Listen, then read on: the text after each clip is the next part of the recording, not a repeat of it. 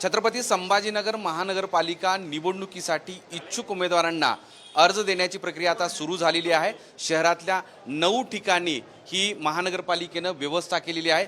पहिल्याच दिवशी अर्ज घेण्यासाठी आणि अर्ज दाखल करण्यासाठी मोठी गर्दी दिसून येत आहे। शहरातल्या वेगवेगळ्या जिथं वॉर्ड ऑफिस आहेत त्या ठिकाणची ही व्यवस्था आहे आणि तिथं येऊन इच्छुक उमेदवार आपले अर्ज घेत आहेत। आत्तापर्यंत एका केंद्रावर जे या परिसरातला एक क्रांती चौकाच्या आजूबाजूचं सेंटर आहे तिथे इकडे जवळपास 38 ते 40 फॉर्म गेलेले आहेत आणि इकडे 42 फॉर्म गेले आहेत। जवळपास 80 अर्ज आत्तापर्यंत विकले गेलेले आहेत। हे एका केंद्रावर आहे। तर 9 ठिकाणी ही व्यवस्था केल्यामुळं पहिल्या एका तासातच जवळपास 400 ते 500 अर्ज उमेदवारांनी घेऊन गेलेले आहेत आणि येत्या आठवडाभरात ही संख्या मोठी असू शकते। जवळपास एकूण 19 पानांचा हा अर्ज आहे आणि या अर्जामध्ये सगळी माहिती उमेदवाराला भरायची आहे आणि त्या माहितीसह आणि वेगवेगळ्या कागदपत्रासह अर्ज दाखल करायचा आहे। ही या ठिकाणी अर्ज वितरित करण्याची प्रक्रिया तिथं 2 टेबल ठेवलेले आहेत। दुसरीकडे हा जो विभाग आहे तो विभाग आहे अर्ज दाखल करता येणार आहे। आज अर्ज दाखल घेतल्यानंतर दाखल पण करता येऊ शकतं, त्यासाठी असे वेगवेगळे टेबल तयार करण्यात आलेले आहेत। सोबतच मतदार यादीसुद्धा उमेदवाराला ती उपलब्ध करून देण्यात आलेली आहे। ही सगळी व्यवस्था वेगवेगळ्या ठिकाणी करण्यात आलेली आहे आणि त्यामुळं निवडणुकीमध्ये इच्छुक उमेदवारांसाठी कोणतीही अडचण निर्माण होऊ नये किंवा त्यांना सहजपणे उमेदवारी अर्ज दाखल करता यावा यासाठीची ही व्यवस्था करण्यात आली। पहिल्याच दिवशी इच्छुक उमेदवारांची गर्दी या केंद्रांवर दिसून येऊ लागली। मोहम्मद इरफानचं माधव सावरगावे, साम टीव्ही, छत्रपती संभाजीनगर। राज्यामध्ये 29 महानगरपालिकांमध्ये निवडणूक होत आहे। ही निवडणूक लढवायची असेल तर उमेदवारासाठी हा जवळपास 19 पानाचा उमेदवारी अर्ज भरून द्यावा लागणार आहे। 19 पानाच्या या उमेदवारी अर्जासोबतच वेगवेगळी डॉक्युमेंट्स त्याला जोडावी लागणार आहेत आणि त्यामुळं जवळपास 150 ते 200 किंवा त्यापेक्षाही जास्त पानाचा हा अर्ज दाखल करावा लागणार आहे। पुढचे 10 दिवस सगळ्या महानगरपालिका जिथे निवडणूक आहे तिथे ही व्यवस्था करण्यात आली। आता मी हा उमेदवारी अर्ज तुम्हाला दाखवणार आहे, तो नेमका कसा आहे, त्यात काय काय भरायचं आहे, म्हणजे एकूणच उमेदवाराची सगळी कुंडली या अर्जामध्ये असणार आहे। तर चला मी तुम्हाला एक एक पान आणि त्या माहिती काय काय द्यायची आहे ते सांगतो।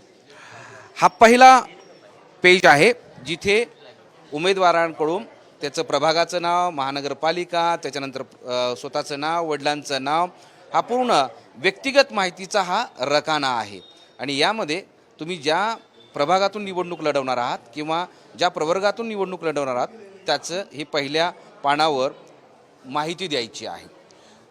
हा दुसरा पान आहे अनुमोदकाची नावं आणि सही इथे जोडायची आहे। तिसरं निवडणूक चिन्ह, समजा आता अपक्ष उमेदवार आहे किंवा पक्षाचे उमेदवार आहे तर त्यांनी निवडणूक चिन्हासाठीचं हे नाव इथे द्यायचं आहे। त्यानंतर पुढच्या पानावर इथे निवडणूक निर्णय अधिकाऱ्यांची सही आणि शिक्का असणार आहे, कारण हा जो अर्ज केलेला आहे तो पहिल्या टप्प्यामध्ये तो प्रवर्ग आणि इतर जी माहिती ते खरी असेल तर मग पुढची ही प्रक्रिया होणार आहे। त्यासाठीचा हा निवडणूक निर्णय अधिकाऱ्यांचा फॉर्म आहे। आता पुन्हा ही पूर्ण सगळी सविस्तर माहिती इथं द्यायची आहे अनुसूची 1 म्हणून। त्यानंतर पुढे मतदार यादीतील त्याचा तपशील द्यायचा आहे, एकूण शिक्षण काय आहे, त्यानंतर त्यांना अपत्य किती आहेत, गुन्हेगारी पार्श्वभूमी आहे का, असेल तर त्याचा बारकावा म्हणजे प्रत्येक गोष्ट इथं नमूद करायची आहे। न्यायालयाचे नाव, त्याच्यानंतर कुठे दावा क्रमांक काय, ऑर्डर काही आहे का, तो कोणता गुन्हा दाखल आहे हे सुद्धा द्यावं लागणार आहे। त्या पुढे जाऊन त्याच्याकडे काही व्यवसाय आहे का, कामधंदा करतोय का ते सांगावं लागणार आहे आणि सगळ्यात महत्त्वाचं म्हणजे वार्षिक उत्पन्न किती आहे, स्वतःचं, पती पत्नीचं किंवा त्यांच्यावर अवलंबून असलेल्या मुलगा असेल मुलगी असेल त्यांचं किती आहे ते सांगावं लागणार आहे। इतकंच नाही तर 3 वर्षाच्या उत्पन्नाचा तपशीलसुद्धा द्यावा लागणार आहे। पहिल्या वर्ष, दुसरे वर्ष, तिसरं वर्ष, मग तुमची शेती असेल तर शेतीचं उत्पन्न किती आहे, नोकरी असेल तर नोकरीचा पगार किती आहे, व्यवसाय असेल तर तुमचा किती हे आहे, भांडवली नफा किती आहे, हे सगळे गोष्टी इथं द्यावे लागणार आहेत आणि विशेष म्हणजे फाईल्स रिटर्न्स केल्याची पावतीसुद्धा द्यावी लागणार आहे। पुढे उत्पन्नाचे सोर्स या संदर्भातला पती पत्नीचा स्वतःचा जे कोणी उमेदवार असतील त्यांचे पती असतील किंवा पत्नी असेल याची माहिती द्यायची आहे.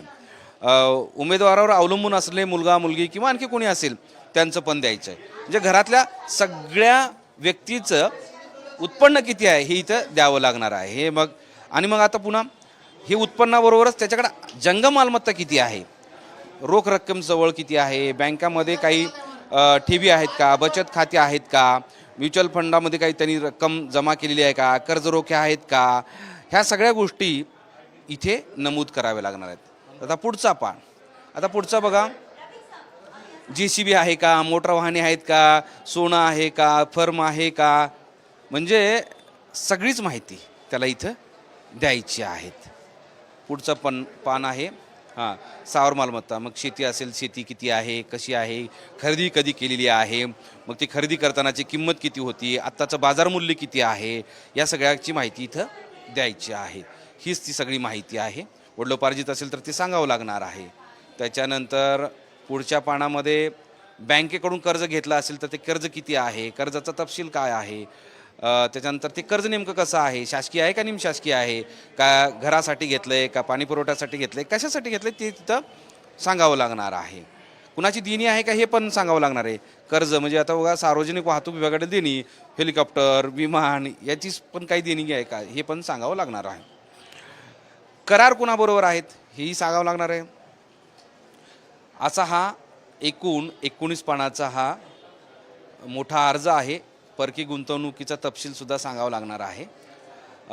शपथपत्रामध्ये दिलेली माहिती खरी की खोटी हे सुद्धा सांगावं लागणार आहे. आणि सगळ्यात महत्त्वाचं म्हणजे ते तर सगळं सांगावंच लागणार आहे, पण सगळ्यात महत्त्वाचं म्हणजे तुम्ही निवडणुकीत निवडून आल्यानंतर स्थानिक स्वराज्य संस्थेच्या क्षेत्रामध्ये विकासासाठी तुम्ही काय उपाययोजना करणार आहात याचा एक 100 शब्द असला म्हणजे किमान जास्तीत जास्त 500 शब्द असावं असं तुम्हाला वेगळ्या कागदात लिहून द्यावं लागणार आहे. हा शेवटचा आहे. आणि अशा पद्धतीनं हा उमेदवारी सही आणि शिक्का आणि त्याचा अंगठ्याचा ठसा, म्हणजे जर उमेदवार निरक्षर असेल तर त्याला अंगठ्याचा ठसा देता येऊ शकतो, असा हा 19 पानाचा अर्ज आहे. आणि आता सध्या हा अर्ज वेगवेगळ्या ठिकाणी महानगरपालिकेच्या केंद्रावर मिळणार आहे. एकूणच काय तर 19 पानाचा हा अर्ज, त्या अर्जासोबत त्याला न्यायालयीन प्रक्रियेमध्ये वेगवेगळे डॉक्युमेंट्स, उत्पन्न, त्याच्याजवळ असली मालमत्ता, या सगळ्या गोष्टी द्याव्या लागणार आहेत. आणि त्या दिल्यानंतरच तो फॉर्म इथं सबमिट करता येणार आहे. आणि तो फॉर्म पूर्णपणे व्यवस्थित असेल तर तो या निवडणुकीच्या मैदानात उतरू शकतो आणि मग त्याला ही निवडणूक लढवता येऊ शकते. तर आता आजपासून या 19 पानाचा अर्ज भरण्यासाठी तयारी सगळ्यांनी सुरू केली आहे. आणि त्यामुळं छत्रपती संभाजीनगर शहरात विशेष करून 9 ठिकाणी ते अर्ज घेण्यासाठी गर्दी दिसून येत आहे. मोहम्मद इरफानचा माधव सावरगावे, साम TV, छत्रपती संभाजीनगर. देश विदेशातील प्रत्येक घडामोडींचे लाईव्ह अपडेट मिळवण्यासाठी आता साम टीव्हीच्या सर्व सोशल मीडिया प्लॅटफॉर्मला लाईक, फॉलो आणि सबस्क्राईब करा. तसंच सर्व नोटिफिकेशनसाठी बेल आयकॉन प्रेस करायला विसरू नका.